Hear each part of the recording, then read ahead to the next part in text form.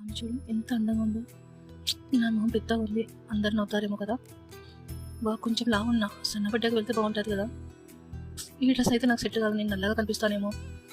దాన్ని ఆలోచించే ప్రతి ఒక్కరికి ఒకే మాట, మనల్ని దేవుడు ఒక్కసారి మాత్రమే ఈ ప్రపంచానికి పంపాడు. ఈ జన్మ ఒక గొప్ప బహుమతి. మొదట నువ్వు నిన్ను ప్రేమించు, ముందుగా నువ్వే నీకు నచ్చాలి. దేవుడు మనకిచ్చిన ప్రతి భాగం అమూల్యం, విలువలేనిది కాదు. ప్రతి క్షణం చివరి క్షణంలా జీవించడం నేర్చుకో. నిన్ను నువ్వు చూసుకో, నిన్ను నువ్వే ప్రేమించు, నీకు నచ్చినది చేయి, ఎవరికీ భయపడకు. తప్పు కానంత వరకు ధైర్యంగా ఉండు. నీ జీవితం గురించి సమాధానం చెప్పాల్సింది దేవుడికే, కాబట్టి ఆలోచిస్తూ సమయం వృధా చేయకు. సంతోషంగా ఉండు, మరియు ఇతరులు కూడా సంతోషంగా ఉంచు. నేనేస్తాం.